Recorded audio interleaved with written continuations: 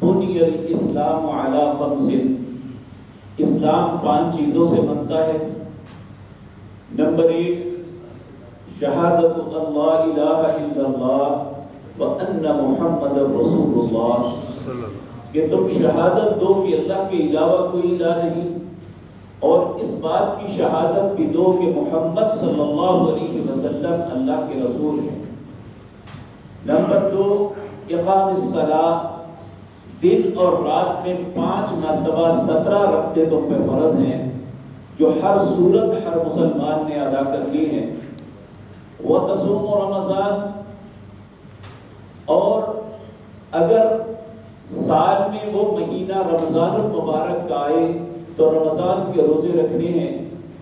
وآت الزکاۃ، زکاۃ اگر مال اس نہج پہ پہنچتا ہے جب زکوٰۃ فرض ہو جاتی ہے تو زکوٰۃ کو ادا کرنا۔ اور سب سے آخری بات جو بڑی اہم ہے، اگر اللہ نے استطاعت دی ہے تو حج کرنا ہے۔ نبی کریم صلی اللہ علیہ وسلم نے فرمایا جو شخص استطاعت کے باوجود حج نہیں کرتا، خدا نخواستہ اسی حالت میں فوت ہو جاتا ہے تو اللہ کو کوئی پرواہ نہیں، وہ یہودی مرا ہے یا عیسائی، وہ اسلام کی موت نہیں مرتا۔ اس لیے یہ ایک اہم فریضہ ہے، صاحب استطاعت کے اوپر فرض ہے۔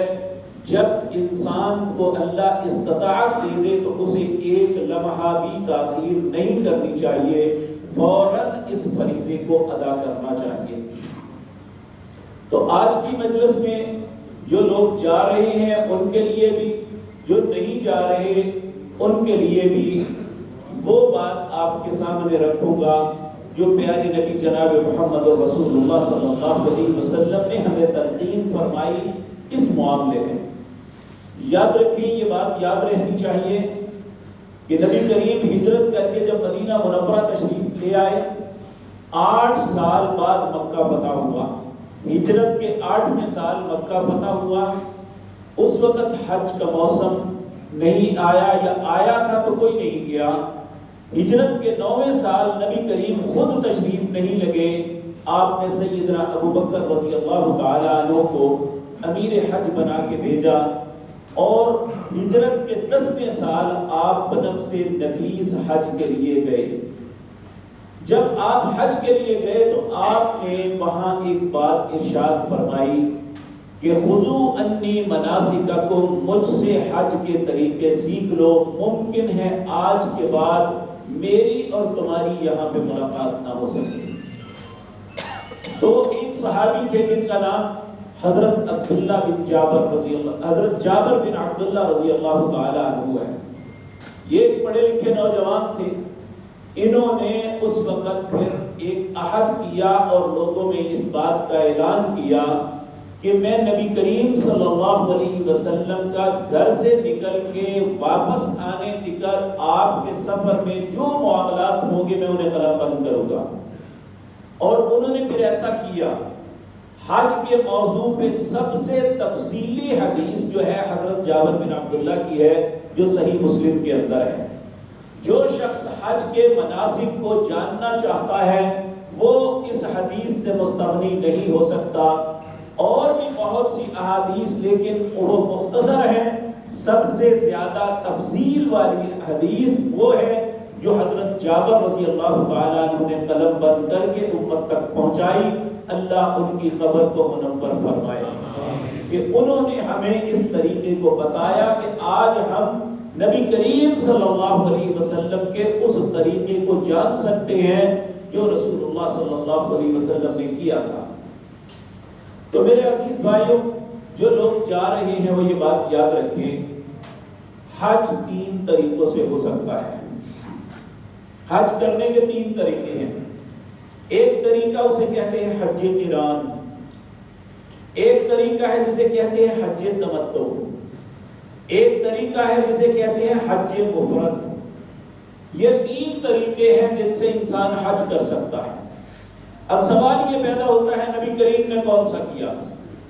نبی کریم صلی اللہ علیہ وسلم جب مکہ سے نکلے حج کے لیے تو آپ نے جب میقات پہ احرام باندھا تو حج قران کی نیت کی۔ آپ کے ساتھ جتنے بھی لوگ لوگ تھے سب نے حج قران کی نیت کی تھی، لیکن جب آپ مکہ مکرمہ کے درمیان ایک جگہ پہ پہنچے تو اللہ کی طرف سے وحی آئی، تو نبی کریم نے اپنے ساتھیوں میں اعلان فرمایا کہ جو لوگ اپنے ساتھ قربانی لے کے آئے ہیں وہ تو حج قران کی نیت کو قائم رکھیں، جو قربانی ساتھ نہیں لے کے آئے وہ حج قران کی نیت فسخ کر کے حج تمتع کی نیت کر لیں۔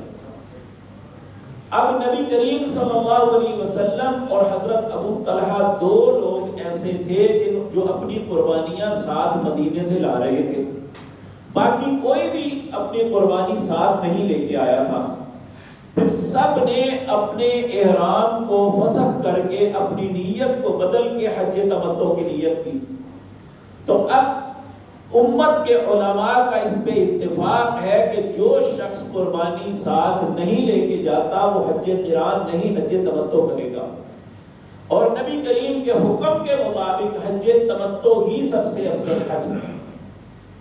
حج قران سب سے مشکل ہے، اس میں ہوتا ہے کہ حج اور عمرے کا اکٹھا احرام باندھا جاتا ہے، اور اس کے بعد وہاں پہنچ کے عمرے کے مناسک ادا کرنے کے بعد حالت احرام میں ہی بندہ رہتا ہے یہاں تک کہ حج کا موسم آتا ہے، حج کرنے کے بعد احرام کھولتا ہے۔ یہ پورا ٹینور چاہے وہ کتنی ہی مدت کا ہو وہ حالت احرام میں ہی رہے گا۔ حج تمتع کے اندر اسے تمتع اس لیے کہتے ہیں کہ اس میں فائدہ ہے۔ فائدہ کیا ہے؟ اس کے دو سٹیپ ہیں۔ پہلا سٹیپ ہے عمرہ، عمرہ کر کے انسان حلال ہو جاتا ہے، اس کے بعد نارملی زندگی بسر کرتا ہے، اور 8 ذی الحج کو دوبارہ حج کا احرام باندھتا ہے۔ تیسرا حج کا طریقہ حج مفرد ہے، یہ اہل مکہ کرتے ہیں، یہ سیدھے مناز پہنچتے ہیں 8 ذی الحج کو یا 9 ذی الحج کو عرفات میں پہنچتے ہیں، اس کے بعد مناسک حج ادا کرتے ہیں۔ یہ جو ہے اجر کے اعتبار سے سب سے کمتر ہے اور عمل کے اعتبار سے بھی یہ سب سے آسان ہے۔ تو یہ اہل مکہ اور اس کے ارد گرد کے لوگ جو ہے وہ حج مفرد کی نیت سے جاتے ہیں، اس میں قربانی بھی نہیں ہوتی۔ تو میرے عزیز بھائیو، اب آپ یہ بات ذہن میں رکھیں کہ آپ نے جو حج کرنا ہے وہ کون سا کرنا ہے؟ حج تمتع کرنا ہے۔ اب یہ کس طرح کرنا ہے؟ اس کا طریقہ کار کیا ہے؟ سب سے پہلی بات یاد رکھیں، نبی کریم صلی اللہ علیہ وسلم نے ہماری زندگی کا کوئی بھی معاملہ ایسا نہیں جس معاملے میں ہماری رہنمائی نہ کی ہو۔ آپ جب اپنے سفر کے لیے گھر سے نکلتے نا، تو آپ گھر سے نکلتے ہوئے لوگوں کو یہ تلقین فرمائی کہ جب کوئی آدمی کسی بھی سفر کسی بھی معاملے میں اپنے گھر سے نکلتا ہے تو اللہ اس کے دروازے پہ ایک فرشتہ بھیجتا ہے جس کے ہاتھ میں ایک سفید امن والا جھنڈا ہوتا ہے۔ جب وہ اپنے گھر سے نکلتے ہوئے یہ کہتا ہے بسم اللہ توکلت علی اللہ، میں اللہ کے نام سے شروع کرتا ہوں اور اسی پہ بھروسہ رکھتا ہوں، تو وہ فرشتہ کہتا ہے تم نے اپنی حفاظت کا بندوبست کر لیا، اور اب جب تک تو اپنے سفر سے واپس اپنے گھر نہیں پلٹتا میں تیرا باڈی گارڈ رہوں گا، تیرے ساتھ رہوں گا، تیری حفاظت کروں گا۔ تو جب آپ نے گھر سے نکلنا ہے تو کیا پڑھ کے نکلنا ہے؟ بسم اللہ توکلت علی اللہ۔ اور اس کے بعد جب آپ نے سوار ہونا ہے، کسی بھی چیز پہ سوار ہوتے ہیں، کار پہ، بس پہ، ویگن پہ، تو نبی کریم صلی اللہ علیہ وسلم کا طریقہ یہ تھا کہ جب آپ سوار ہوتے تو آپ 3 مرتبہ اللہ اکبر کہتے، اللہ اکبر اللہ اکبر اللہ اکبر، پھر کہتے سبحان الذی سخر لنا ھذا وما كنا له مقرنین، پاک ہے وہ ذات پاک جس نے اس سواری کو میرے ہاتھ میں مسخر کیا۔ سبحان الذی سخر لنا ھذا وما كنا له مقرنین، وگرنہ میں تو اسے کنٹرول کرنے والا نہیں تھا۔ وَإِنَّا إِلَىٰ رَبِّنَا لَمُنْقَلِبُونَ، اور لوٹ کے مجھے اللہ کے پاس ہی جانا ہے۔ یہ کیوں کہا؟ سورۃ یاسین کے اندر اللہ فرماتے ہیں وَآیَةٌ لَهُمْ أَنَّا حَمَلْنَا ذُرِّيَّتَهُمْ فِي الْفُلْكِ الْمَشْحُونِ وَخَلَقْنَا لَهُم مِّن مِّثْلِهِ مَا يَرْكَبُونَ وَإِن نَّشَأْ نُغْرِقْهُمْ فَلَا صَرِيخَ لَهُمْ وَلَا هُمْ يُنقَذُونَ إِلَّا رَحْمَةً مِّنَّا وَمَتَاعًا إِلَىٰ حِينٍ۔ یہ سواری جو ہے وہاں تو کشتی کا ذکر ہے، کوئی بھی سواری، وَآیَةٌ لَّهُمْ أَنَّا حَمَلْنَا، جو بھی سواری ابن آدم کو اٹھا کے پھرتی ہے، اللہ فرماتے ہیں یہ میری نشانی ہے۔ وَخَلَقْنَا لَهُم مِّن مِّثْلِهِ مَا يَرْكَبُونَ، آئندہ زمانے میں میں اور ایسی سواریاں پیدا کروں گا جو اب تم نہیں جانتے۔ اور ہم دیکھتے ہیں کہ بے شمار جدید سواریاں آگئی، حتیٰ کہ جہاز آگئے جو ہمیں چند گھنٹوں میں کئی ہزار میل کا سفر کروا دیتے ہیں۔ تو کہا وَإِن نَّشَأْ نُغْرِقْهُمْ، اگر میں چاہوں تو رستے میں غرق کر دوں، وَلَا صَرِيخَ لَهُمْ وَلَا هُمْ يُنْقَذُونَ، تمہاری آواز بھی تمہارے گھر والوں تک نہ پہنچے۔ إِلَّا رَحْمَةً مِنَّا وَمَتَاعًا إِلَىٰ حِينٍ، اگر کوئی اپنے سفر پہ جا کے بحفاظت واپس آ جاتا ہے تو اللہ کہتا ہے یہ میری رحمت ہے۔ اس لیے ہمیں سوار ہوتے ہوئے کیا پڑھنا چاہیے؟ سبحان الذی، پاک ہے وہ ذات پاک، سخر لنا، جس نے اس سواری کو میرے ہاتھ میں مسخر کیا، وَإِنَّا إِلَىٰ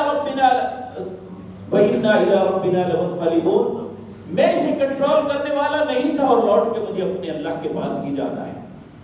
جب جہاز پہ سوار ہو تو اس وقت آپ نے کیا کہنا ہے؟ بسم اللہ مجریہا ومرساہا ان ربی لغفور رحیم۔ اب ہم آتے ہیں اپنے اصل مقصد کی طرف۔ میرے عزیز بھائی، میقات کی تصویر لائیں۔ جب ہم نے حج یا عمرے کے لیے جانا ہے، جو شخص، یہ بات یاد رکھے، یہ کعبۃ اللہ ہے، یہ دنیا کا وسط ہے۔ اگر پرکار رکھ کے ایسے دنیا میں پھیری جائے تو ہر طرف سے شمال، جنوب، مشرق، مغرب، سب سے ایک ہی طرح کا دنیا میں بالکل وسط آتا ہے۔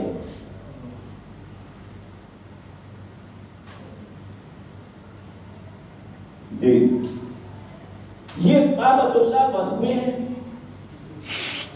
نبی کریم صلی اللہ علیہ وسلم نے دنیا کے اندر 5 مقامات جو ہیں کعبۃ اللہ کے چاروں طرف بتائے ہیں کہ جو شخص حج یا عمرے کی نیت سے آتا ہے، جب وہ ان میقات سے گزرے تو یہاں احرام باندھ لے، اپنا لباس تبدیل کر لے، ایک خاص لباس میں آ جائے۔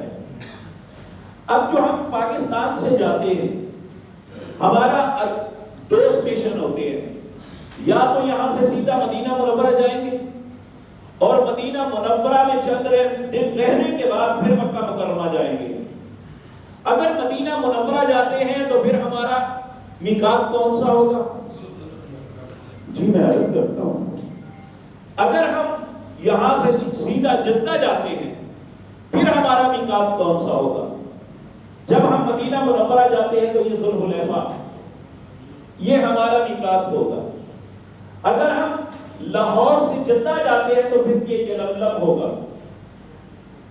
یہ جو ذوالحلیفہ ہے، یہ مدینہ منورہ سے نکلیں گے تو 7 کلومیٹر بعد یہ جگہ آتی ہے ذوالحلیفہ۔ یہاں ایک بہت بڑی مسجد بنی ہوئی ہے، مسجد ذوالحلیفہ، اسے ابیار علی بھی کہتے ہیں۔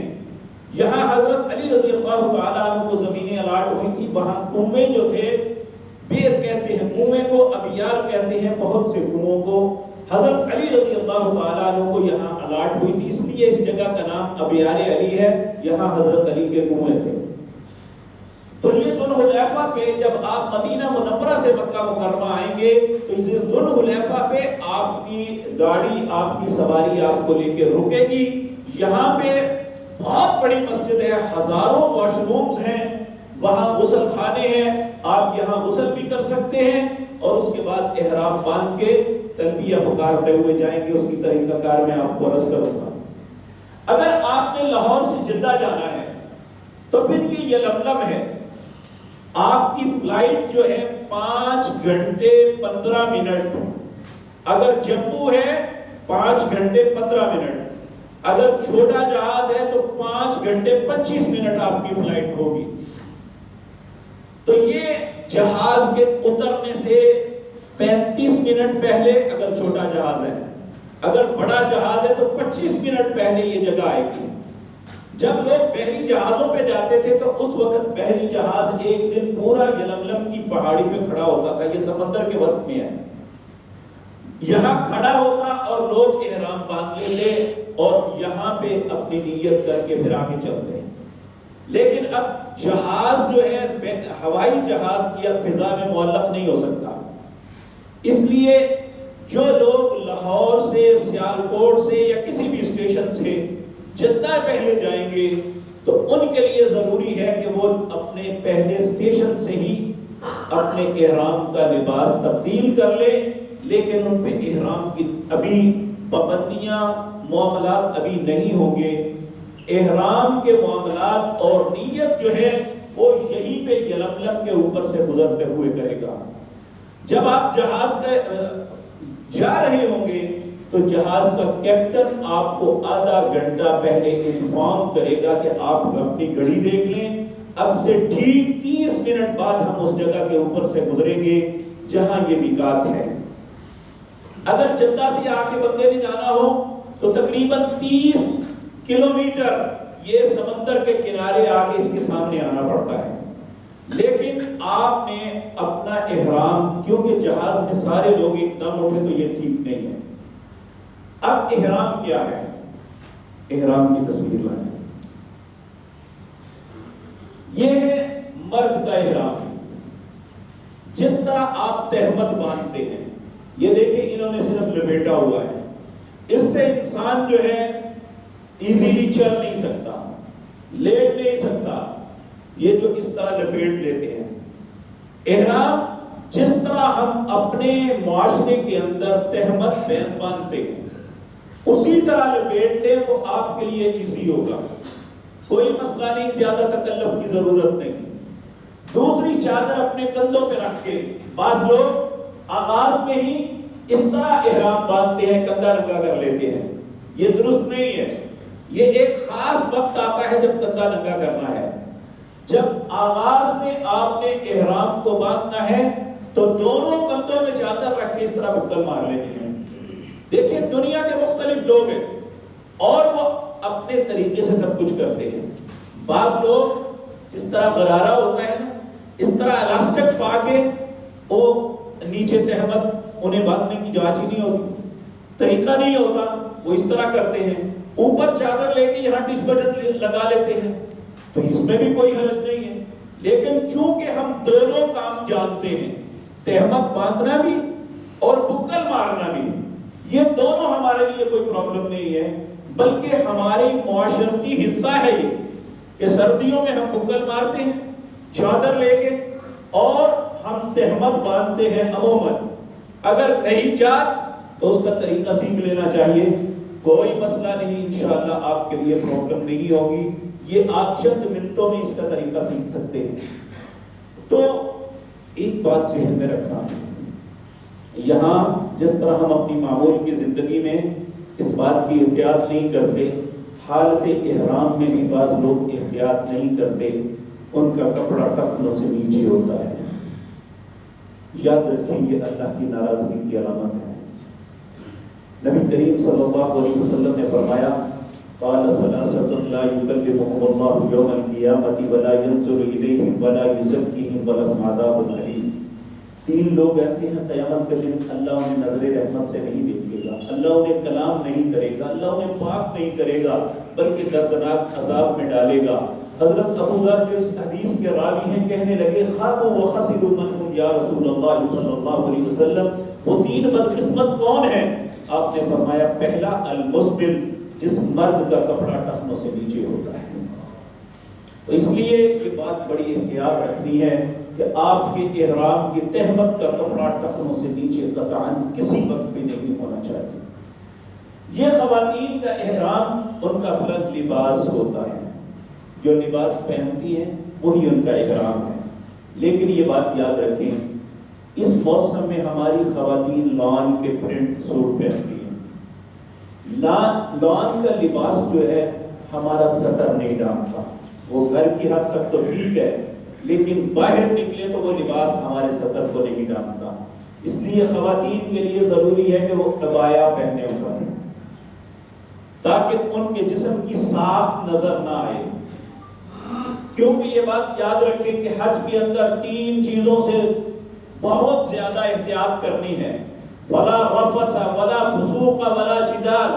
رفث کہتے ہیں ہر قسم کے سیکس، اس کی نظر، اس کی سوچ، اس سے اپنے آپ کو بچانا. ولا فسوق، ہر قسم کے گناہ سے اپنے آپ کو بچانا. ولا جدال، کسی سے جھگڑا نہیں کرنا. تو اس لیے خواتین کو چاہیے، ہماری خواتین کے متعلق ہمیں وہاں بہت شرمندگی ہوتی ہے. ہمارا مذاق اڑایا جاتا ہے کہ یہ دیکھیں لباس پہن کے آئی. کیوں کہ ہماری خواتین اسی طرح سر پہ چادر یا دوپٹہ لیا ہوتا ہے، جب ازدحام میں آتی ہیں تو دوپٹے اتر جاتے ہیں، بعض اوقات کپڑے پھٹ جاتے ہیں. لوگ ہمارا مذاق اڑاتے ہیں کہ یہ تو احساس نہیں ہے کہ یہ کیا کرتے ہیں. اس لیے ہماری خواتین کو چاہیے کہ وہ اپنے لباس کے اوپر عبایا پہنیں. عبایا کے اوپر سکارف ہونا چاہیے. یہ سکارف اس وقت تک ہے جب تک آپ خواتین کے اندر ہیں. جب آپ مردوں میں آئیں گے تو آپ گھونگھٹ آگے کر لینا ہے، اتنا کہ وہ نقاب بھی نہ ہو لیکن آپ کا چہرہ پہچانا نہ جائے، اتنا تھوڑا سا گھونگھٹ ہونا چاہیے. تو یہ خواتین کا احرام ہے. خواتین جرابیں بھی پہن سکتی ہیں، خواتین شوز بھی پہن سکتی ہیں، فلیٹ وغیرہ کچھ بھی پہن سکتی ہیں، اسے کوئی پرابلم نہیں. لیکن مرد کے لیے ضروری ہے کہ وہ اپنے احرام کے ساتھ جو جوتا پہنے گا اس میں اس کے ٹخنے ننگے ہونے چاہیے. وہ سینڈل ہو یا ایسے فلیٹ ہو. یہ جو سرکاری حج کے ٹرینر جو ہے بتاتے ہیں کہ اوپر والی ہڈی ننگی ہونی چاہیے، یہ نہ کسی حدیث میں آتا ہے نہ کسی فقہ کی کتاب میں آتا ہے. یہ کیوں پابندی لگاتے ہیں وہی جانتے ہیں.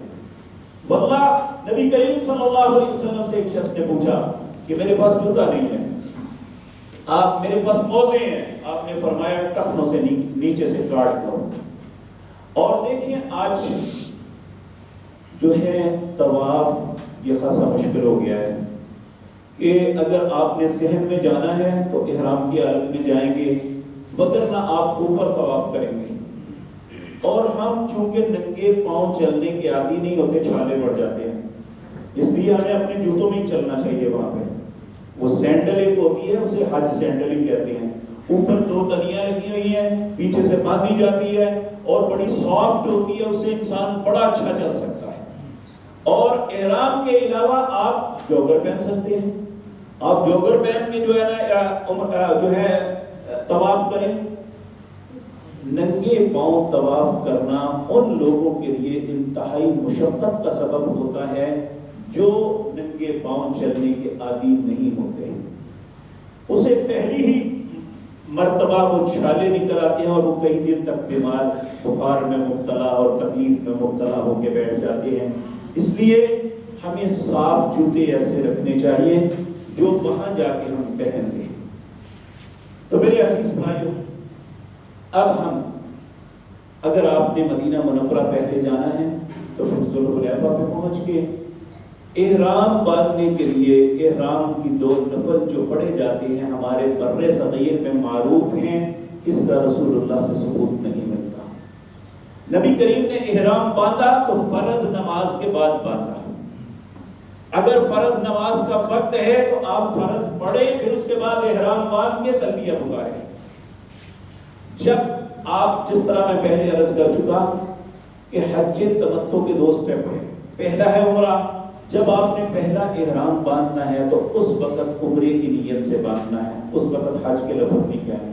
لیکن یہ اسی حج کا حصہ ہے. نبی صلی اللہ علیہ وسلم نے فرمایا، کیونکہ پہلے جو حج کے ساتھ عمرہ لوگ نہیں کرتے تھے، آپ نے فرمایا حج اور عمرہ اس طرح ایک دوسرے کے اندر داخل ہو گئے جس طرح یہ انگلیاں ایک دوسرے میں داخل ہو گئی. تو پہلا احرام جو باندھنا ہے اس میں نیت کیا کرنی ہے؟ اللہم لبیک عمرۃ، اے اللہ میں حاضر ہوں عمرے کے لیے. اور خواتین کے لیے یہ ہے کہ یہ اتنی آواز میں تلبیہ پکاریں کہ جو صرف ان تک ہو. مرد کے لیے ضروری ہے کہ یہ بلند آواز سے پکاریں. نبی کریم نے فرمایا سب سے بہترین حج وہ ہے جس میں کثرت کے ساتھ تلبیہ پکارا جائے اور خون بہایا جائے، یعنی قربانی کی جائے. نبی کریم نے 100 قربانیاں کی. اس لیے بہترین حج وہ ہے جس میں تلبیہ کثرت کے ساتھ پکارا جائے. یہ تلبیہ جو پکارتے ہیں یہ حقیقتاً وہ ترانہ ہے جس میں انسان اللہ کے حضور اپنی حاضری لگواتا ہے۔ لبیک، اے اللہ میں حاضر ہوں، اللہم لبیک، اے اللہ میں حاضر ہوں، لا شریک لک لبیک، اے اللہ تیرے علاوہ کسی کے سامنے حاضر نہیں، صرف تیرے سامنے حاضر ہوں، تیرا کوئی شریک نہیں۔ ان الحمد، بے شک تعریفیں تیرے لیے ہیں، والنعمت، نعمتیں بھی ساری تیری ہیں، لا شریک لک، ان نعمتوں میں اور حمد میں تیرا کوئی شریک نہیں۔ تو یہ نبی صلی اللہ علیہ وسلم نے جو فرمایا، جب کوئی پکارتا ہوا جاتا ہے اس کے دائیں طرف جہاں تک دنیا ہے، بائیں طرف جہاں تک دنیا ہے، ہر درخت، اس کی ٹہنی، اس کے پتے، ہر پتھر، ہر زمین کا ذرہ اس کے ساتھ تلبیہ پکارتا ہے زبان حال کے ساتھ۔ اس لیے اس ترانے کو پڑھتے ہوئے جانا چاہیے، ہمیشہ پڑھتے رہنا چاہیے، لبیک اللہم لبیک، لبیک لا شریک لک لبیک۔ کب تک پڑھنا ہے انشاءاللہ یہ بھی عرض کروں گا۔ یہاں میقات سے اگر یلملم ہے تو یلملم سے پڑھنا شروع کرنا ہے، اگر آپ نے ذوالحلیفہ سے احرام باندھا ہے تو ذوالحلیفہ سے پڑھنا شروع کرنا ہے اور تلبیہ پکارتے ہوئے وہاں جانا ہے۔ یہاں ایک بات ذہن میں رکھیں، اگر آپ کا سفر مدینہ منورہ کا ہے تو آپ 10 سے 14 گھنٹے کے درمیان اپنے ہوٹل تک پہنچیں گے، اپنے گھر سے نکل کے 14 گھنٹے آپ کو لگیں گے یہ سارے پروسیس سے گزرتے ہیں، کیونکہ 3-4 گھنٹے پہلے آپ نے فلائٹ سے پہلے لاہور جانا ہے، پھر آگے 5 گھنٹے کی فلائٹ ہے، پھر نیچے اتر کے امیگریشن کروانی ہے، پھر اس کے بعد حج کی امیگریشن، یعنی مدینے میں داخل ہوتے ہوئے وہاں آپ نے اپنے نام لکھوانے ہیں، یہ سارا ہوتے ہوئے ہوٹل تک جاتے 14، ممکن ہے زیادہ بھی 2 لگ جائیں، 12-14 گھنٹے میں آپ اپنے ہوٹل میں پہنچیں گے۔ اگر آپ لاہور سے جدہ جاتے ہیں تو آپ 20 سے 24 گھنٹے میں پہنچیں گے، تو پھر انسان تھک جاتا ہے۔ واللہ یقدر اللیل والنہار، اس لیے جب آپ ہوٹل میں پہنچے تو پہلے آرام کر لیں، آپ فریش بھی ہو سکتے ہیں، اگر نہانا چاہیں تو نہا بھی سکتے ہیں۔ اگر بعض لوگوں کے ذہن میں ہے کہ احرام کی چادر کھول دی تو احرام ٹوٹ جائے گا، احرام کی چادریں بدل بھی سکتے ہیں اگر اس کی ضرورت ہے تو، اس میں کوئی حرج والی بات نہیں ہے۔ اور یہاں یہ بات یاد رکھیں کہ احرام کی حالت میں یہ تینوں کام آپ اس طرح سمجھیں جیسے حرام ہے، بے شک وہ آپ کی بیوی بھی آپ کے ساتھ کیوں نہیں، فلا رفث ولا فسوق ولا جدال، حتیٰ کہ کوئی چیز گری ہو اسے اٹھا نہیں سکتے الا کہ آپ نے اعلان کر کے دوسرے تک پہنچانی ہے، اسے اٹھا نہیں سکتے، کوئی پتا نہیں توڑ سکتے حدود حرم کے اندر، کسی جانور کو نہیں اڑا سکتے۔ بعض لوگ کبوتروں کے پیچھے بھاگتے ہیں، یہ بالکل غلط ہے، احرام کی جو شرائط ہیں اس کے منافی ہیں یہ چیزیں۔ تو ہوٹل میں پھر آپ نے جب جانا ہے عمرے کے لیے تو پھر آپ نے وضو کر کے نکلنا ہے، چاہے اپنے ہوٹل سے کریں یا آپ حرم کے باہر جو غسل خانے بنے ہوئے ہیں وہاں وضو کر کے جائیں، کیونکہ 2 چیزوں کے لیے وضو شرط ہے، ایک نماز، ایک طواف، اس کے لیے وضو شرط ہے۔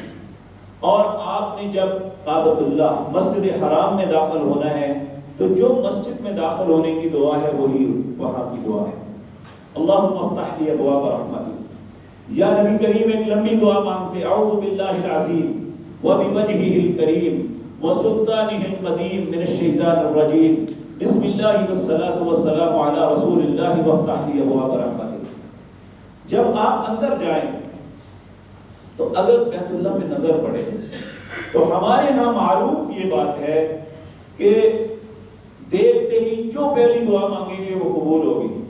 لوگ کیا کرتے ہیں، یا اللہ میری ساری دعاؤں قبول کرے۔ دیکھیں یہ ایک بات معروف ہے لیکن اس کا ثبوت کوئی نہیں ہے۔ ہاں ایک بات ملتی ہے تھوڑی سی کہ نبی کریم جب کعبۃ اللہ کو دیکھتے تو یہ کہتے ہیں، اللہم زد ھذا البیت تعظیما وتشریفا وتکریما، اے اللہ اس گھر کے عزت اور شرف میں اور اضافہ فرما، اس کی عزت میں اور اضافہ فرما۔ جب بیت اللہ کو دیکھنا ہے، میقات سے آپ نے شروع کیا تھا تلبیہ، جب آپ کی نظر بیت اللہ پہ پڑے گی تو تلبیہ ختم ہو جائے گا. اب تلبیہ ختم ہے تو آپ نے صحن میں پہنچ کے یہ پہلا طواف جو کرنا ہے اسے طواف قدوم کہتے ہیں. طواف قدوم، اس میں پھر یہ اس طرح کندھا ننگا کر لینا ہے. جب آپ نے طواف قدوم عمرے کا طواف کرنا ہے تو یہ کندھا ننگا کر لینا ہے. کیوں کرتے ہیں کندھا ننگا؟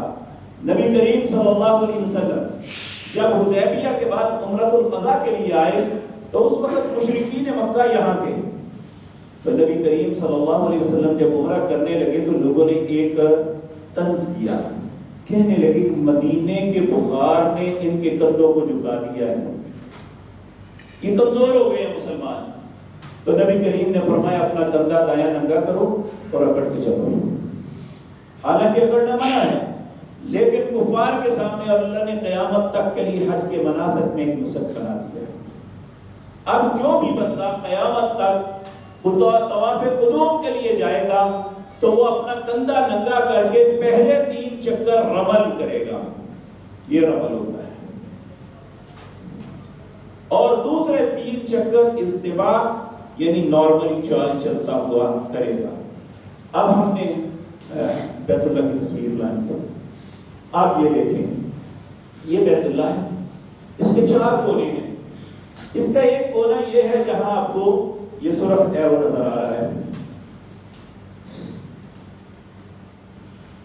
یہاں ایک پتھر نصب ہیں، چھوٹی چھوٹی ٹکڑیاں، اسے حجر اسود کہتے ہیں. یہ جنت سے آیا ہوا پتھر ہے. یہ جب آیا تھا اس وقت سفید تھا، ابن آدم کے گناہوں نے اسے بلیک کر دیا ہے. نبی کریم صلی اللہ علیہ وسلم نے فرمایا جو ایمان کی حالت میں اس کا بوسہ لے گا، اس کا استلام کرے گا، قیامت کے دن اللہ اسے 2 ہونٹ اور زبان دیں گے. یہ اس بندے کی سفارش کرے گا اللہ کے حضور کے، اللہ اس نے میرے ایمان کی حالت میں میرا بوسہ دیا. اس کو بوسے دینے کے 4 طریقے ہیں. ہونٹوں کے ساتھ بوسہ دینا، ہاتھ لگا کے ہاتھ کو بوسہ دینا، چھڑی لگانی چھڑی کو بوسہ دینا، یا ایسے اشارہ کر کے چلے جانا. چاروں کا ثواب برابر ہے. اشارہ کرنے کا اور ہونٹوں سے بوسہ دینے سب کا ثواب برابر. نبی کریم صلی اللہ علیہ وسلم جب جانے لگے تو آپ نے حضرت عمر کو کہا، عمر جوان آدمی ہیں آپ، حجر اسود کو بوسہ دینے کے لیے کسی کو دھکا نہ دینا. حجر اسود کا بوسہ لینا یہ سنت ہے، یہاں دھکا دینا دوسرے مسلمان کو اذیت پہنچانا یہ کفر ہے. کیونکہ اللہ نے اس کے متعلق فرمایا وَمَن يَرِدْ فِيهِ بِإِلْحَادٍ بِظُلْمٍ نُذِقْهُ مِنْ عَذَابٍ عَلِيمٍ.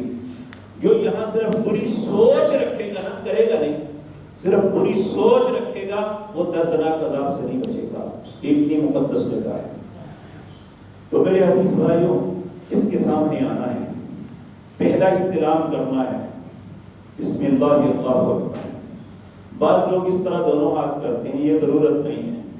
آپ نے اپنا رخ کر کے اینٹی کلاک چلنا ہے، اس طرح اس کے سامنے آ کے بسم اللہ اللہ اکبر چل پڑنا ہے. سبحان اللہ والحمد للہ ولا الہ الا اللہ واللہ اکبر. نبی کریم نے فرمایا 4 کلموں سے بہتر اللہ نے کلمے بنائی نہیں. بعض کتابیں آپ تک پہنچی ہوں گی جس میں ہر چکر کی الگ الگ دعا ہے. یہ ان معلموں نے گھڑی ہوئی ہے جو پیسے لے کے لوگوں کو طواف کرواتے ہیں تاکہ لوگ سمجھیں کہ ہم اپنے آپ طواف نہیں کر سکتے. وہ طوطے کی طرح بولتے جاتے ہیں، وہ پیچھے اس کی بات کو جو ہے نا آمین کہتے ہیں یا رٹتے جاتے ہیں انہی الفاظ کو. یاد رکھیں یہاں انسان اپنی مرضی سے جب کرے گا تو اس کی رغبت بنے گی، اس کا تعلق اللہ سے قائم ہوگا، اس کی ایک سوچ ہوگی کہ میں کیا کر رہا ہوں. جب وہ معلم کے پیچھے ان کے کلمات کو صرف الفاظ کو سوچے گا، اسے یہ نہیں پتا ہوگا میں کیا کہہ رہا ہوں. تو یہاں سے چلتے ہوئے ہم نے رمل کرنا ہے. سبحان اللہ والحمد للہ ولا الہ الا اللہ واللہ اکبر. جب آپ یہاں سے چلتے ہوئے یہ پورا چکر لگا کے اس چوتھے کونے پہ آئیں گے جو ہاں ایرو بنا ہوا ہے، اسے رکن یمانی، یمن کی طرف کونا ہے.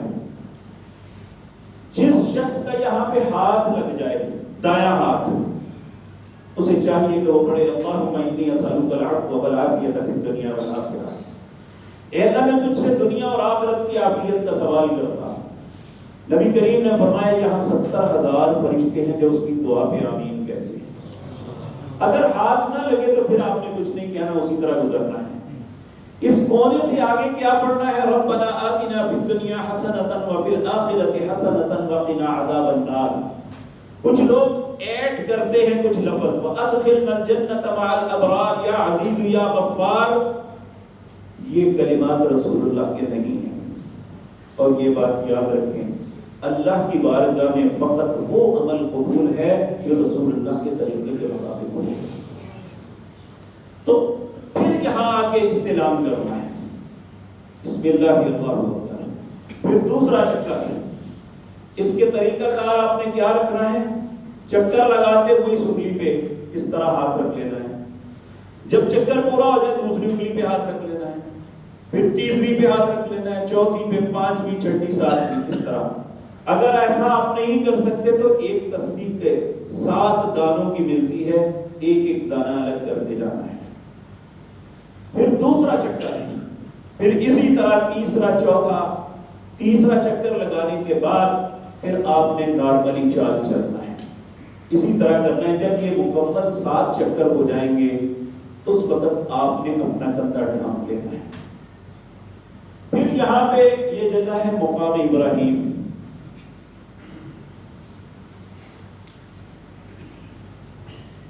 مقام ابراہیم یہ ہے حجر اسود، رکن یمانی، یہ ہے اس چبوترے کے اندر قدموں کے 2 نشان ہیں، پتھر کے اوپر قدموں کے نشان پیوست ہیں۔ یہ وہ پتھر ہے جو ابراہیم علیہ السلام جب کعبۃ اللہ بنا رہے تھے تو یہ لفٹ کا کام دیتا تھا، یہ اوپر نیچے ہوتا تھا، اس کے اندر پاؤں پیوست ہیں۔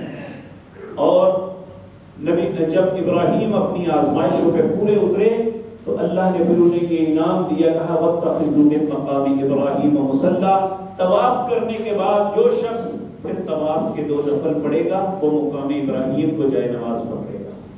تو مقام ابراہیم کے پیچھے کسی بھی جگہ آپ کو جہاں آسانی سے جگہ ملے وہاں 2 نفل پڑھنے ہیں، اس طواف کے کندھا ڈھانپ لینا ہے۔ اور اس 2 رکعتوں کے اندر پہلی رکعت میں سورۃ فاتحہ کے بعد قل یا ایھا الکافرون پڑھنی ہے، اور دوسری رکعت میں سورۃ فاتحہ کے بعد قل ھو اللہ پڑھنی ہے۔ اس کے بعد پھر آپ نے اگر ممکن ہے تو کعبۃ اللہ اس کا دروازہ ہے، یہ اس کے ساتھ یہ جگہ ہے، یہ دروازے اور حجر اسود کے درمیان اس جگہ کو کہتے ہیں ملتزم، چمٹنے کی جگہ۔ یہ جگہ ایسی ہے اس میں 3 یا 4 لوگ کھڑے ہو سکتے ہیں۔ نبی کریم صلی اللہ علیہ وسلم اپنا سینہ اپنی گال لگا کے ساتھ اس طرح چمٹ جاتے ہیں۔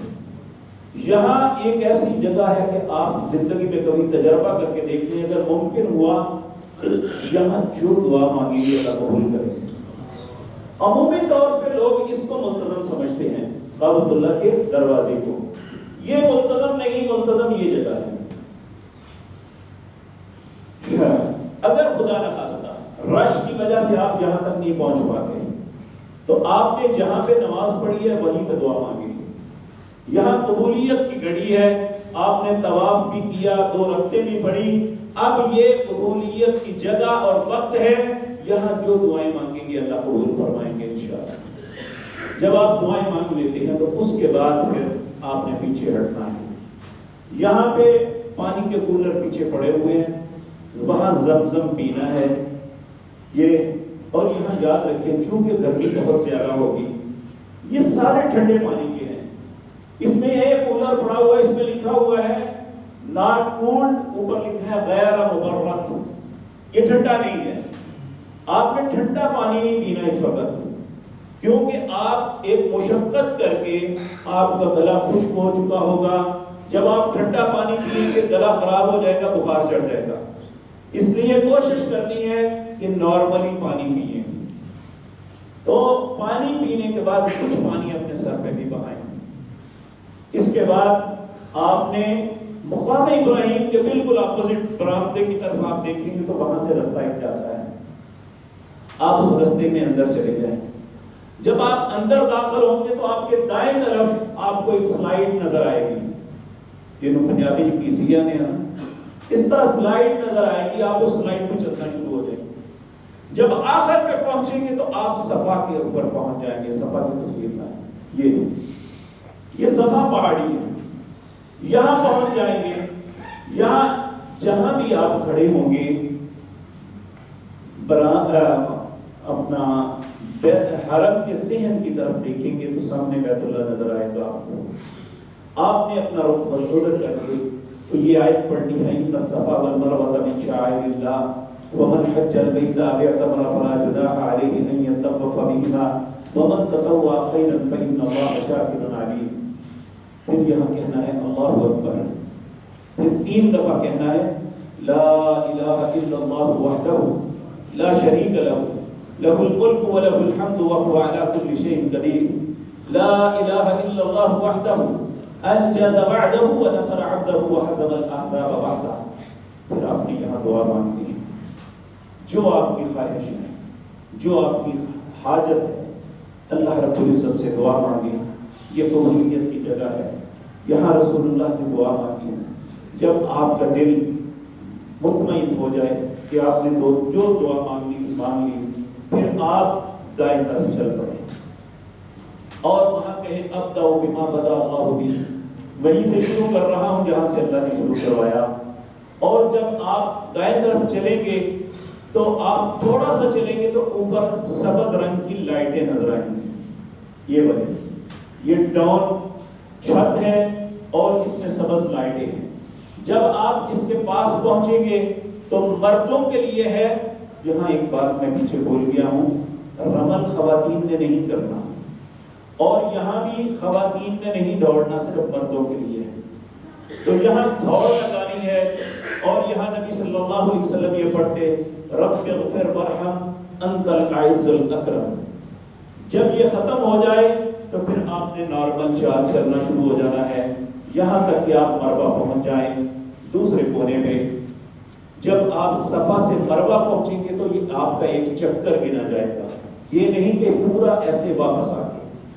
یہ مروہ پہ جب آپ جائیں گے نا تو یہاں آپ کو بیت اللہ نظر نہیں آئے گا۔ آپ نے اپنا رخ بیت اللہ کی طرف کس طرح کرنا ہے، یہ نیچے جو نماز کے لیے لائنیں لگی ہوئی ہیں اس سے اندازہ کر کے اپنا چہرہ بیت اللہ کی طرف کر لینا ہے، کیونکہ سامنے دیواریں ہیں۔ بیت اللہ کی طرف کر کے پھر آپ نے وہی اللہ اکبر کہہ کے 3 مرتبہ یہ کہنا ہے لا الہ الا اللہ وحدہ لا شریک لہ لہ الملک ولہ الحمد وهو على كل شيء قدیر، لا الہ الا اللہ وحدہ انجز وعدہ ونصر عبدہ وحزم الاحزاب وحدہ۔ پھر اس کے بعد دعا مانگنی ہے، دعا مانگ کے پھر آپ نے واپس صفا کی طرف چل پڑنا ہے۔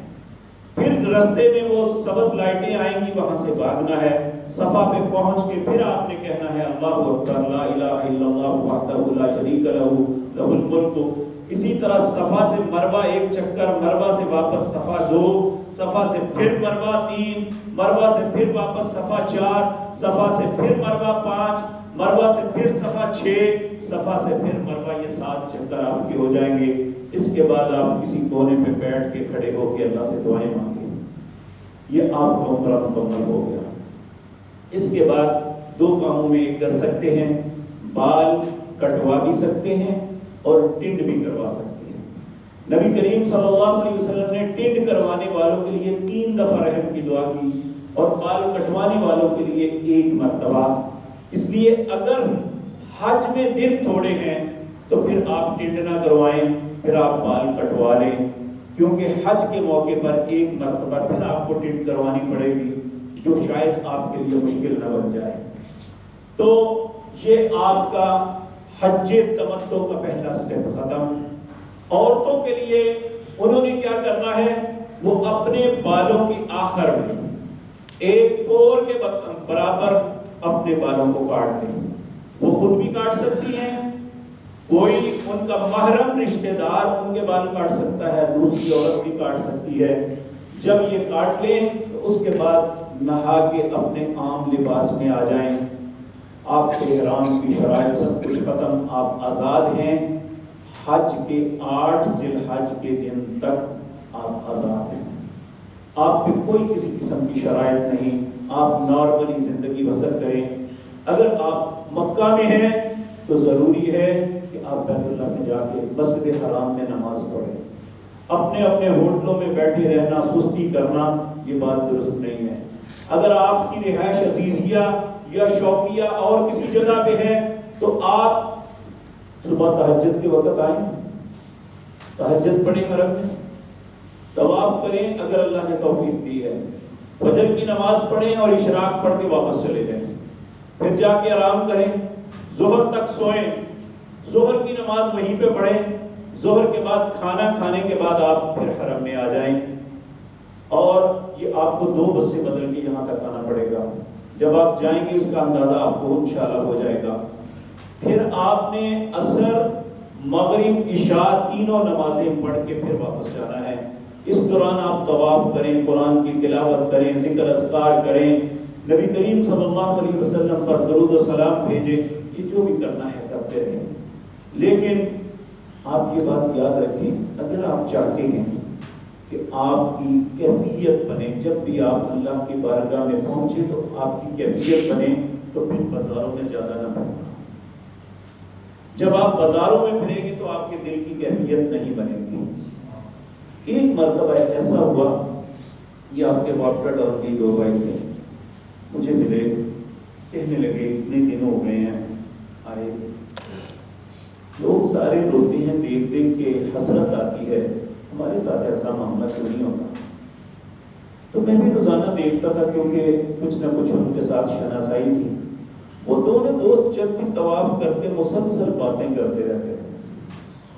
میں نے انہیں عرض کیا، میں نے کہا کہ ایک تو بازار جانا چھوڑ دیں، دوسرا اکٹھا طواف نہ کیا کریں، تم اپنا کرو، تم اپنا کرو، اور اپنی توجہ پوری اس طرف رکھو۔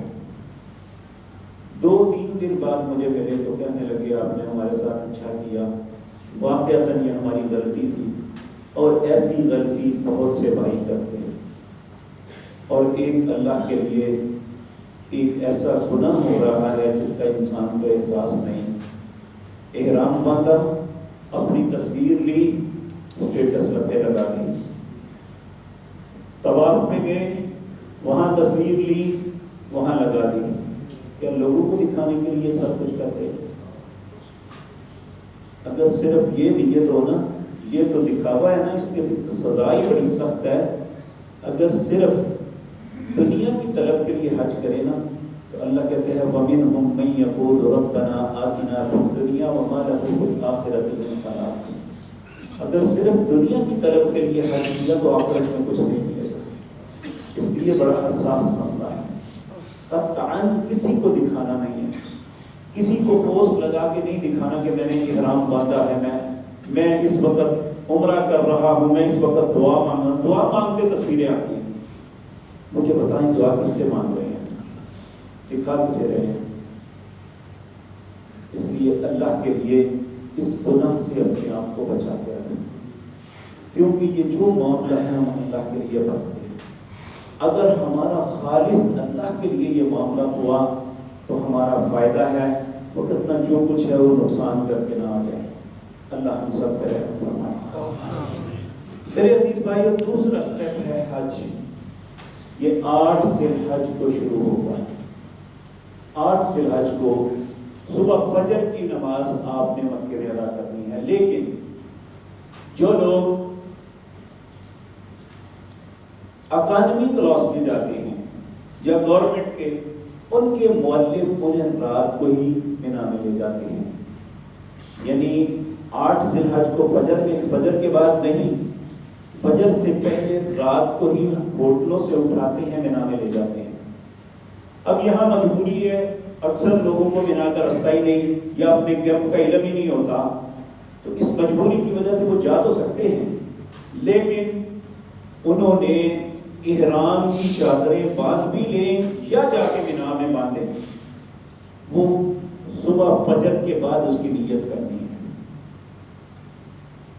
آپ وگرنہ سنت یہ ہے کہ 8 ذی الحج کو فجر کی نماز مکے میں ادا کرتے رسول اللہ صلی اللہ علیہ وسلم، اور نماز کے بعد آپ احرام باندھتے، اور حج کی نیت اللہم لبیک حج، اے اللہ میں حج کے لیے حاضر ہوں، پھر تلبیہ پکارنا شروع کر دیتے اور مینا کی طرف چل پڑتے۔ اگر آپ پہلے یہ ساری چیزیں دیکھ لیں، اب تو ایک معاملہ بڑا آسان ہو گیا ہے کہ آپ اپنے موبائل پہ وہ ایپ کر لیں، لوکیشن لگا لیں، آپ نے کہاں پہنچنا ہے، آپ کا موبائل آپ کو لے جائے گا، وہ سارا راستہ آپ کو بتائے گا کہ آپ نے کدھر کدھر جانا ہے، وہ آپ کو آپ کے کیمپ تک پہنچائے گا۔ اگر آپ کے ساتھ خواتین یا بوڑھے ضعیف لوگ نہیں ہیں تو پھر آپ کوشش کریں کہ 8 ذی الحج کو صبح فجر کے بعد ہی احرام باندھ کے جائیں۔ اگر آپ کے ساتھ ایسی مجبوری ہے کہ آپ کے ساتھ کوئی ضعیف بزرگ لوگ ہیں یا آپ کے ساتھ خواتین ہیں تو پھر آپ رات کو ان کے ساتھ چلے جائیں، لیکن آپ نے حج کی نیت جو کرنی ہے وہ فجر کی نماز کے بعد کرنی ہے۔ 8 ذی الحج یہ حج کا پہلا دن ہے، اس میں اس دن کوئی خاص عمل نہیں ہے، اس دن 5 نمازیں آپ نے مینا میں پڑھنی ہے، ظہر، عصر، مغرب، عشاء اور فجر، اور یہ نمازیں قصر پڑھنی ہے۔ بدقسمتی یہ ہے کہ پاکستان کے علماء وہاں جا کے لوگوں کو پوری نماز پڑھاتے ہیں، یہ سفر کی نماز نہیں ہے، یہ بات یاد رکھیں۔ اگر سفر کی نماز ہوتی تو اہل مکہ کو رسول اللہ یہ کام نہ کرواتے ہیں، یہ سفر کی نماز نہیں، یہ حج کا حصہ ہے کہ نبی کریم نے خود بھی اہل مکہ کو بھی اور دوسرے لوگ جو باہر سے آئے تھے سب کو قصر نماز پڑھا۔ مینا کے اندر 2 مسجدیں ہیں، ایک مسجد خیف ہے، ایک مسجد ابن عبد البر ہے، مسجد کویتیاں بھی کہتے ہیں اسے، یہ کبری عبدالعزیز کے پاس ہے اور یہ کبری خالد کے ساتھ ہے۔ مینا شروع ہوتے ہی مسجد خیف کی بہت بڑی مسجد ہے، کئی لوگ مسجد خیف میں رہتے ہیں۔ اگر ان دنوں جمعہ بھی آ جائے تو آپ پہ جمعہ نہیں ہے، آپ پہ جمعہ فرض نہیں ہے۔ بعض لوگ حرم چلے جاتے ہیں کہ جمعہ ہوتے پڑھ کے آئیے، یہاں آپ کو مینا میں رہنا پڑتا ہے۔ تو اگر حج کا دن جمعے کے دن بھی ہوگا تو آپ نے جمعہ نہیں پڑھنا، بلکہ وہ میں آگے آپ کو عرض کرتا ہوں۔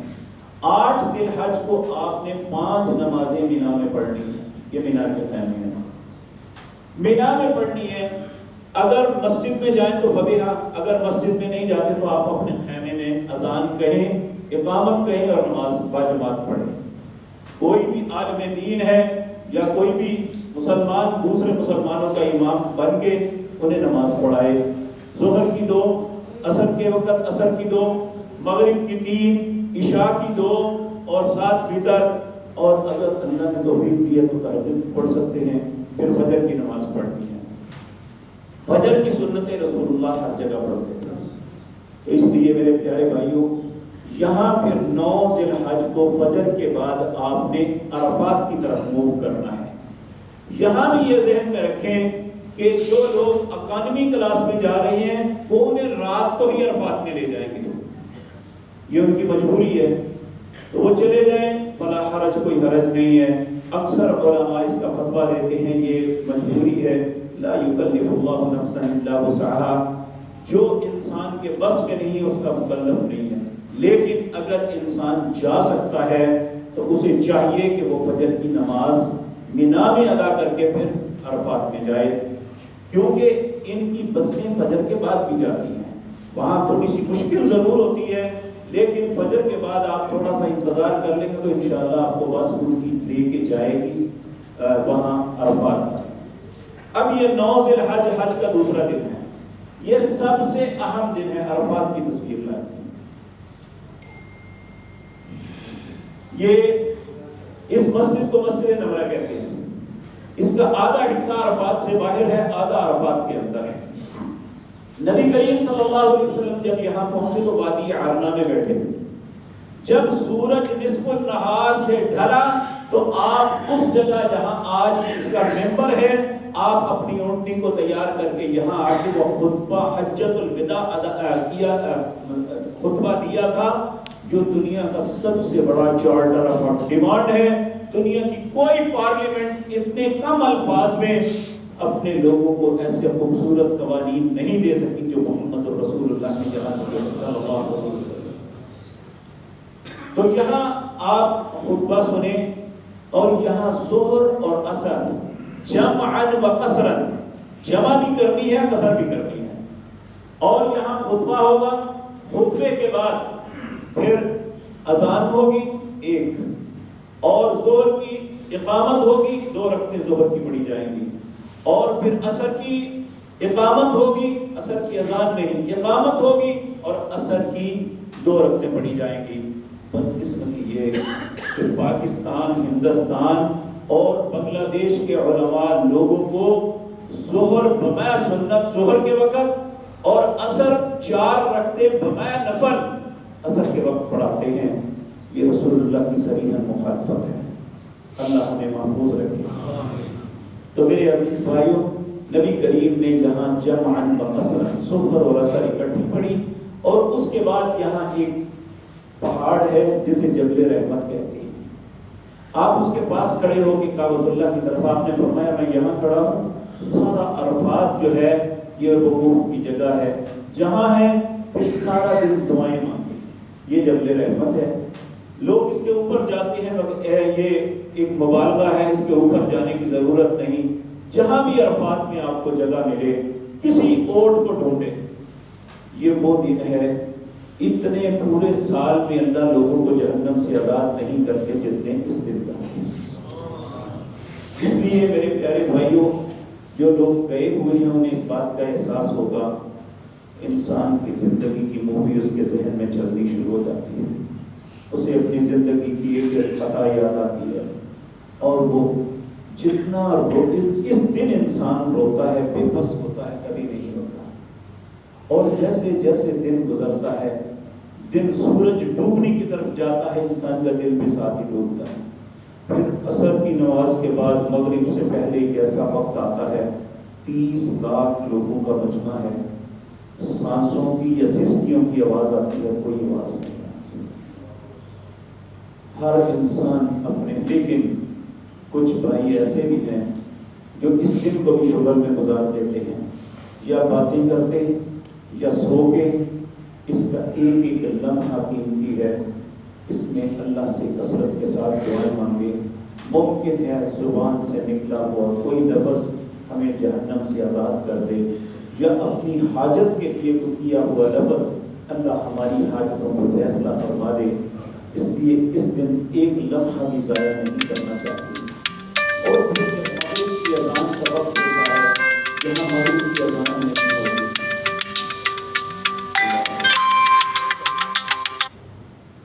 یہاں مغرب کی اذان نہیں ہوتی، یہاں ایک گولا پڑتا ہے، اس کے بعد سب لوگ موو کرتے ہیں دوسرے میدان کی طرف جسے مزدلفہ کہتے ہیں۔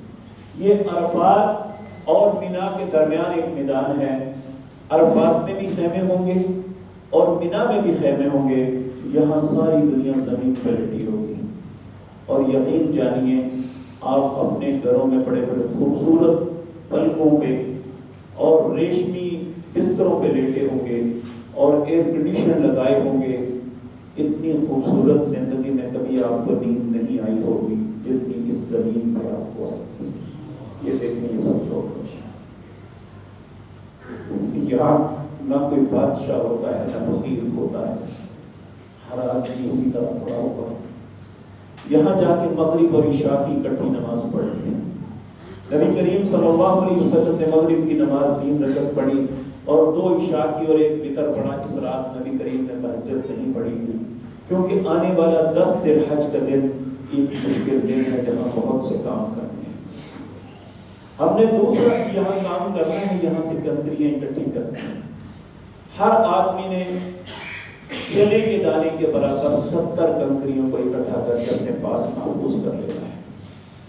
اس کے بعد فجر کی نماز پڑھ کے یہاں عورتیں رات کو وقت جا سکتی ہیں آگے مینا میں، یا معذور لوگ جا سکتے ہیں جنہیں اللہ نے صحت عافیت سے نوازا ہے، وہ یہاں سے رات کو نہ جائیں، رات کا کچھ پہر یہاں پہ کاٹیں۔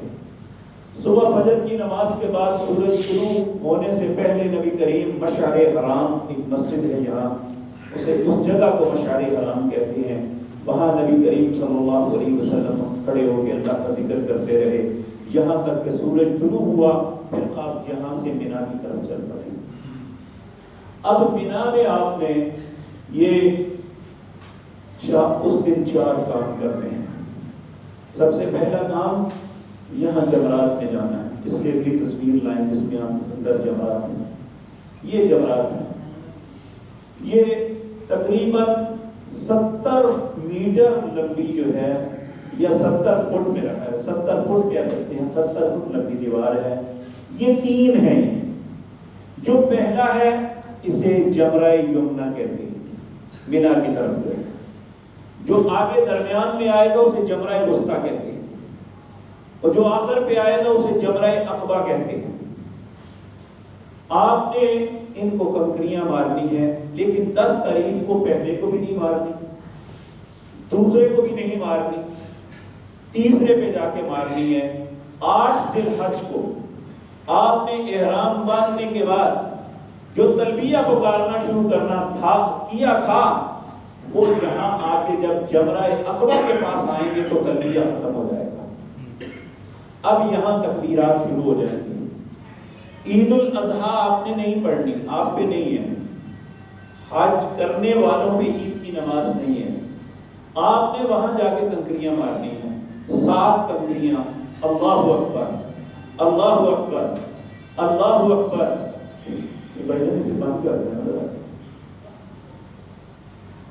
7 کنکریاں مارنی ہیں اور اس کے بعد قربانی کرنی ہے. قربانی کرنے کے 2 طریقے ہیں. آپ خود منہر میں جا کے کر سکتے ہیں یا آپ اپنی جگہ دوسرے کو مقرر کر سکتے ہیں. وہاں ایک بہت بڑا بینک ہے, راجی بینک. ان کا سب سے بڑا پروجیکٹ سال میں یہی ہوتا ہے کہ وہ لوگوں کی قربانیاں کرتے ہیں, اور انہوں نے بہت بڑا, اس کا فائدہ یہ ہوتا ہے کہ اس کا گوشت ضائع نہیں ہوتا. وہ قربانیاں کر کے اس کے گوشت کو محفوظ کر کے دنیا کے غریب ممالک میں اسے بیچ دیتے ہیں تاکہ غریب لوگ کھا سکیں وہ گوشت. آپ وہاں جا کے الراجی بینک میں 1 ذی الحج سے وہ اس کے کوپن جو ہے بیچنے شروع کر دیتے ہیں. جو بھی قیمت مقرر ہوگی آپ الراجی بینک میں جا کے. کچھ پرائیویٹ لوگ بھی آپ کو کہیں گے میں کروں گا. بدقسمتی یہ ہے کہ بعض علماء کے روپ میں وہاں لوگوں کو اپنی دینداری دکھا کے قربانیوں کے پیسے لیتے ہیں لیکن قربانی نہیں کرتے. اور ایسے لوگ بندے صدیق کے ہیں. شاید دنیا میں کوئی بھی ایسا نہ کرتا ہو جتنے ناڈر ہم ہیں پیسے کے معاملے میں. اس لیے کسی پرائیویٹ بندے کو پیسے دینے کی ضرورت نہیں. اگر آپ خود نہیں کر سکتے تو اس بینک میں جمع کروائیں. جو وقت لکھا ہوگا اس وقت آپ کی قربانی ہو جائے گی. دوسرا معاملہ ہے قربانی کرنا. تیسرا پھر اپنا لباس ٹنڈ کروانی. ٹنڈ کروا کے اپنا لباس اتارنا. خواتین نے اپنے بال کاٹ کے اب نہا کے اپنا لباس تبدیل کر لینا ہے. اس کے بعد آپ نے طواف افاضہ کے لیے جانا ہے. یہ طواف زیارت بھی کہتے ہیں, طواف افاضہ بھی. یہ تب آپ نے جانا ہے اگر آپ کو کانفیڈنٹ ہے کہ آپ رات کو واپس مینا آ جائیں گے. اگر آپ لیٹ ہو گئے تو پھر آپ نے نہیں جانا, پھر آپ نے احرام بھی نہیں کھولنا, پھر آپ حالت احرام میں رہیں گے جب تک آپ طواف افاضہ نہیں دوسرے دن کر لیتے. لیکن رات کو جا کے ساری رات مکے رہنا یہ کسی صورت پر ٹھیک نہیں ہے. بعض لوگ جن کی عزیزیہ میں رہائش ہے وہ بے وقوفی کرتے ہیں, اپنے خیموں سے جا کے اپنے ہوٹل میں رات گزارتے ہیں, جبکہ مینا میں رات گزارنی لازم ہے حجاج کے لیے. یہ 4 کام کی ترتیب اس طرح ہے. پہلے کنکریاں مارنی, دوسرا قربانی کرنی, تیسرا حلال ہونا, چوتھا طواف افاضہ کرنا. اگر کوئی بندہ آگے پیچھے ہو جاتا ہے, نبی کریم کے پاس ایک بندہ آیا, اس نے کہا کہ میں پہلے جا کے طواف افاضہ کر آیا ہوں. آپ نے فرمایا فلا حرج, اب جا کے کنکریاں مار دو. ایک نے کہا میں نے پہلے قربانی کر دی. آپ نے فرمایا فلا حرج, اب یہ کر دوں. تو بعض لوگ ترتیب غلط ہو جائے تو کہتے ہیں تمہیں دم پڑ گیا. یہ بھی جھوٹ ہے. اس دن ترتیب میں آگے پیچھے ہو گئے تو نبی کریم نے فرمایا فلا حرج, کوئی حرج نہیں ہے. حتیٰ کہ اگر آپ حلال ہو گئے ہیں, آپ کی قربانی بعد میں بھی ہوتی ہے, تب بھی کوئی حرج نہیں. تو اس لیے یہ 4 کام اس دن کرنے ہیں۔ اور پھر اس کے بعد طواف زیارت یہ اپنے لباس میں کیا جا سکتا ہے، اس میں رمل نہیں ہے، نارملی 7 چکر لگانے ہیں۔ یہ احرام کی حالت میں بھی لگا سکتے ہیں کہ احرام بعد میں کھول لیں، یہ اپنے عام لباس میں بھی آپ کر سکتے ہیں اگر آپ پہلے دن کر رہے ہیں۔ تو پھر اس کے بعد صفا مروہ کی سعی کرنی ہے، سعی کرنے کے بعد پھر واپس مینا میں آنا ہے۔ تو مینا میں رات گزارنے کے بعد 11 ذی الحج آئے گا۔ 11 ذی الحج کو آپ نے پھر اپنے خیمے میں رہنا ہے۔ جب سورج نصف النہار سے ڈل جائے اور مغرب سے پہلے یہ وقت مسنون ہے، لیکن اب سعودی علماء نے فتویٰ دیا ہے ان حادثات کی وجہ سے کہ دن رات کسی بھی وقت مار دیں، لیکن مسنون وقت جو ہے یہ نصف النہار کے بعد شروع ہوتا ہے، سورج ڈھلنے کے ساتھ ہی اور مغرب کی اذان تک۔ تو آپ وہاں جائیں، اس کی 4 منزلیں ہیں۔ جب آپ جائیں گے آپ کا متعین رستہ ہوگا جو انہوں نے آپ کے خیموں کے لیے مقرر کیا ہے کہ آپ پہلی منزل پہ جائیں گے، گراؤنڈ فلور پہ جائیں گے، دوسری پہ، تیسری، چوتھی پہ جائیں گے، آپ وہیں پہ پہنچیں گے، دوسری جگہ نہیں، کیونکہ جتنی سڑکیں جاتی ہیں ان کے دونوں طرف جنگلے لگے ہوئے ہیں، آپ دوسری سڑک پہ نہیں جا سکتے، آپ جس رستے پہ جا رہے ہیں وہاں سے واپس نہیں آ سکتے۔ تو میرے عزیز بھائیوں، ہم نے یہ 11 ذی الحج کو جانا ہے۔ پہلے جمرے کو کنکریاں مارنی ہیں، جمرہ یمنہ کو 7 کنکریاں مارنے کے بعد پیچھے ہٹنا ہے۔ پھر وہاں ایرو کا ایک نشان لگا ہوا ہے، جب پیچھے ہٹیں گے دیکھیں گے تو اس پہ لکھا ہوگا کہ قبلے کا رخ اس طرف ہے، قبلے کی سمت یہ ہے، قبلے کا رخ ہو کے دعا مانگنی ہے۔ پھر اس کے بعد دوسرے کو کنکریاں مارنی ہیں 7۔ آپ اپنی کنکریوں کے ساتھ، اگر کوئی آپ کے ساتھ آپ کا عزیز کوئی بیمار ہے یا ضعیف ہے، آپ اسے اپنے خیمے میں چھوڑیں، اس کی کنکریاں آپ بھی مار سکتے ہیں۔ 7 کنکریاں مار کے پیچھے ہٹ کے دعا کرنی ہے۔ پھر جمرہ وسطیٰ پہ آپ نے 7 کنکریاں مار کے پھر پیچھے ہٹ کے دعا کرنی ہے۔ پھر اس کے بعد جمرہ عقبہ پہ جا کے 7 کنکریاں مارنی ہے، یہاں پیچھے ہٹ کے دعا نہیں کرنی، واپس پلٹ کے آپ نے واپس آ جانا ہے۔ یہاں ایک بات یاد رکھیں، جب آپ جمرات پہ جائیں گے نا تو آپ دیکھیں گے بائیں جانب جہاں دائیں جمرے ہیں بائیں جانب رش ہوگا، لیکن جمرات کے دائیں جانب رش نہیں ہوگا، وہاں لوگ آتے ہوں گے۔ بعض لوگ ادھر سے جا کے کنکریاں مارتے ہیں، یہ مسنون نہیں ہے۔ آپ نے جمرات کے بائیں جانب آپ نے جانا ہے، جمرات کو دائیں جانب رکھنا ہے، پھر اس طرح کنکریاں مارنی ہے، اس طرف سے جا کے کنکریاں نہیں مارنی۔ نبی کریم پھر جمرہ عقبہ پہ مار کے واپس پلٹ آتے اپنے خیموں میں۔ پھر آگے اس دن بھی آپ نے اپنے اپنے وقت میں نمازیں پڑھنی ہیں، قصر نمازیں پڑھنی ہیں۔ پھر اس کے بعد 12 ذی الحج، اس دن بھی آپ نے یہی عمل کرنا ہے۔ اگر کوئی انسان 12 ذی الحج کو آنا چاہتا ہے تو اللہ نے کہا فَمَن تَعَجَّلَ فِي يَوْمَيْنِ فَلَا إِثْمَ عَلَيْهِ، اگر 2 دن کے بعد جلدی کرتا ہوا کوئی واپس آ جاتا ہے تو اس پہ کوئی گناہ نہیں۔ اگر آپ 12 کو کنکریاں مار کے آتے ہیں تو 49 کنکریاں آپ ماریں گے، لیکن یہ بات یاد رکھیں کہ 80% لوگ جو ہیں جمرات سے مینا سے یہ 12 کو ذی الحج کو نکل آتے ہیں، صرف 20% لوگ رہ جاتے ہیں جو 13 کا دن کنکریاں مار کے 70 کنکریاں پوری کر کے آتے ہیں۔ لیکن جو 12 کو آ جاتے ہیں ان کے حج میں نقص کوئی نہیں ہے، جو 13 کو مار کے آتے ہیں انہیں اجر سے زیادہ ہوگا، لیکن 12 والے کے حج پہ نقص کوئی نہیں ہے، کیونکہ اللہ نے کہا فَمَن تَعَجَّلَ فِي يَوْمَيْنِ فَلَا إِثْمَ عَلَيْهِ، اگر 2 دن کے بعد جلدی کرتا ہوا کوئی آ جاتا ہے تو اس پہ کوئی گناہ نہیں، یہ آپ کا حج مکمل ہے۔ اس کے بعد پھر جس دن آپ نے واپس آنا ہے اس دن کعبۃ اللہ کا حق ہے کہ طواف وداع کر کے واپس آنا، وہاں صرف طواف ہی کرنا ہے، صفا مروہ کی سعی نہیں کرنی۔ اسی طرح ہر دن بھی آپ طواف کر سکتے ہیں۔ یہ حج کے متعلق وہ گزارشات تھیں جو رسول اللہ صلی اللہ علیہ وسلم اور آپ کے اصحاب نے ہم تک پہنچائی۔ اللہ سے دعا ہے اللہ ہم سب کو نبی کریم کے طریقے کے مطابق مطابق حج کرنے کی توفیق عطا فرمائے۔ یہاں ایک بات میں آخری عرض کر دوں، اس میں کوئی شک نہیں یہ ایک مشکل سفر ہے، مشکلات آتی ہیں، لیکن آپ یہ دعا اپنے اس سفر کا حصہ بنا لیں، جہاں مشکل آئے وہاں اللہ سے یہ التجا کریں، اللہم لا سہل الا ما جعلتہ سہلا وانت تجعل الحزن اذا شئت سہلا۔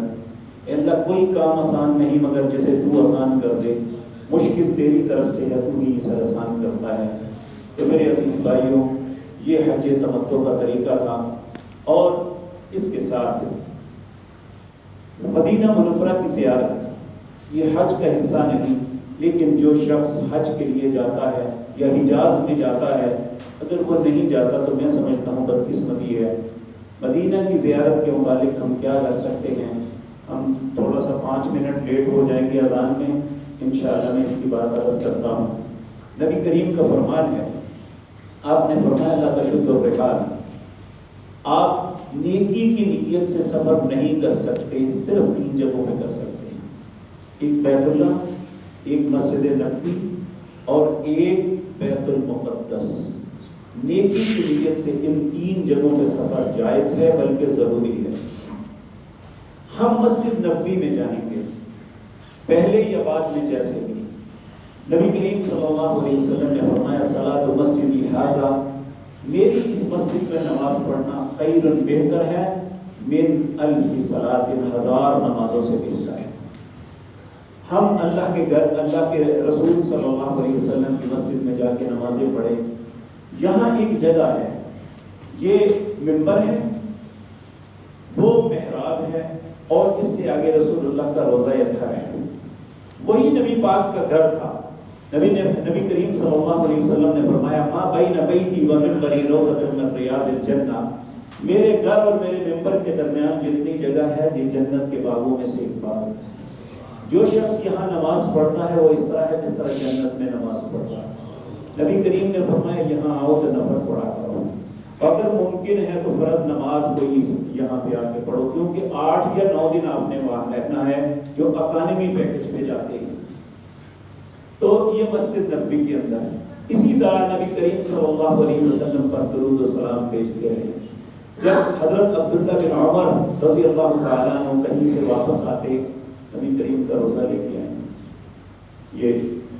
یہ جو ہے نا، جب آپ باب السلام سے اندر آئیں گے تو ایک برآمدے سے گزرتے ہوئے جب یہاں پہنچیں گے تو یہ جو پہلا خانہ ہے یہ نبی کریم کی قبر مطہرہ کے سامنے ہے، یہ دوسرا حضرت ابوبکر کی قبر کے سامنے ہے، تیسرا یہاں تینوں پہ سبز رنگ کے بورڈ لگے ہوئے ہیں۔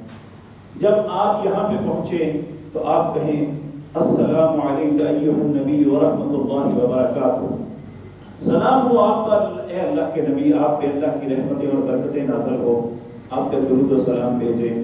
پھر جب آپ حضرت ابوبکر کے پاس پہنچتے، ان کی قبر کے سامنے سے گزرتے تو کہتے السلام علیکم یا ابا بکر، اے ابو بکر آپ پہ سلامتی ہو۔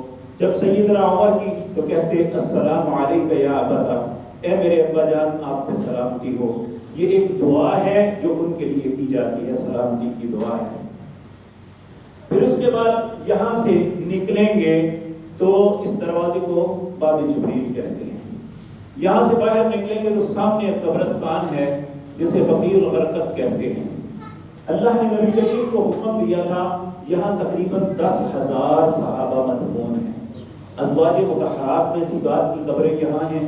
نبی کریم کی پیاری بیٹی سیدہ فاطمہ اور دوسری بیٹیوں کی یہاں قبریں ہیں۔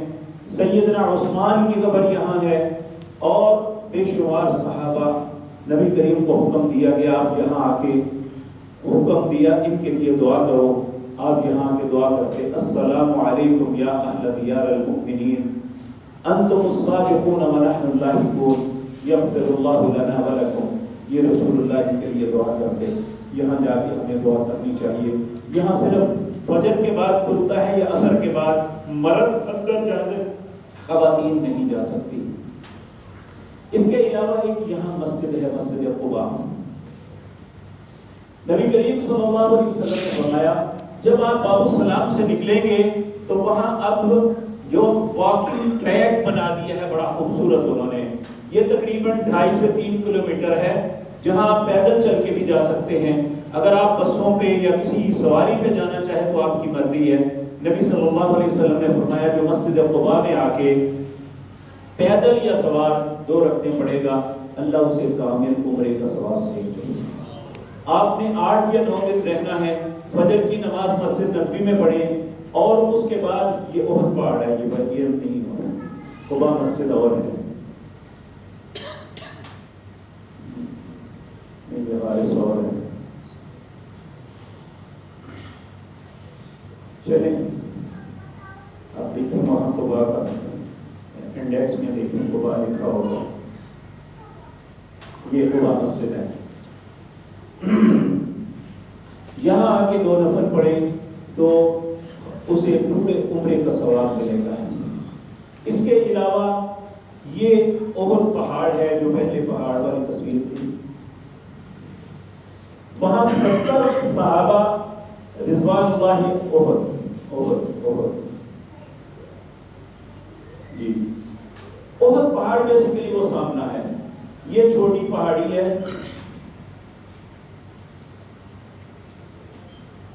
یہ پہلے وہی تصویر لائے نا جو تھی،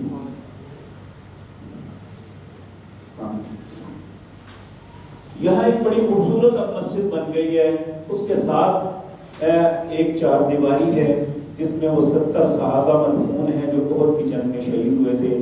ان میں سید الشہداء حضرت حمزہ بھی ہیں، سیدہ فاطمہ بھی بعض اوقات یہاں آتی، ان کے لیے یہی دعا کرتی جو نبی کریم صلی اللہ علیہ وسلم کرتے۔ یہ وہ جگہ ہے جہاں آپ کو جانے کا ثواب بھی ملے گا انشاءاللہ، اور اس کے علاوہ اور زیارت دیکھنے کی حد تک تو جگہ ہیں، لیکن ان کے لیے کوئی خاص اہمیت کی بات نہیں ہے۔ تو یہ مدینہ منورہ جائیں تو اور بھی بہت سی زیارات ہیں جو آپ انہیں دیکھ سکتے ہیں۔ آپ اب بدر بھی جا سکتے ہیں، خیبر بھی جا سکتے ہیں، پہلے یہ ان جگہوں پہ جانا منع تھا، اگر آپ جانا چاہیں تو یہ جگہ زیارات کی ہیں، آپ جا کے دیکھ سکتے ہیں جہاں رسول اللہ صلی اللہ علیہ وسلم نے حق و باطل کا بہت بڑا مارکہ کیا تھا۔ تو اسی طرح اس کے بعد یہ بات ذہن میں رکھیں، جب آپ یہ سارے اعمال کر لیں تو پھر اللہ سے یہی دعا مانگیں جو ابراہیم علیہ السلام نے بیت اللہ کو بنانے کے بعد مانگی تھی کہ ربنا تقبل منا انک انت السمیع العلیم۔ اے اللہ جو کیا ہے تیری شان اس سے بھی بڑی ہے، اور جو کچھ کیا ہے اللہ اسے قبول فرما لینا۔ اور جب انسان اس کا حج اللہ کی بارگاہ میں قبول ہو جائے، جب وہ واپس پلٹتا ہے تو اس طرح ہوتا ہے جس طرح آج ہی اس کی ماں نے اسے جنا ہے۔ اللہ جو بھی ہمارے بھائی یا بہنیں جا رہے ہیں، اللہ ان کی مدد فرمائے، وہ رسول اللہ کے طریقے کے مطابق سارے امور انجام دے، اور جب وہ واپس پلٹیں تو اسی طرح ہو جس طرح آج ہی ان کی ماں نے جنا ہے۔ تو میرے بھائیوں، جب آپ تشریف لے جائیں، آپ کو اگر اس بات کا احساس ہو کہ میں نے جو گزارشات کی ہیں اس کا فائدہ ہوا ہے، تو میرے گناہگار کے لیے اللہ سے دعا کرنا، اللہ ہم سب کو معاف کرے، ہم سب کو جنت میں اکٹھا کر دے، ہم سب کو اپنے عذابوں سے، اپنے ناراضگی اور غصے سے محفوظ رکھے۔ اقول قولی ھذا واستغفر اللہ۔ یہ میدان بدر دکھا دیں گے ذرا، بدر کا میدان بدر نہیں، میرا خیال اس میں تصویر نہیں ہے۔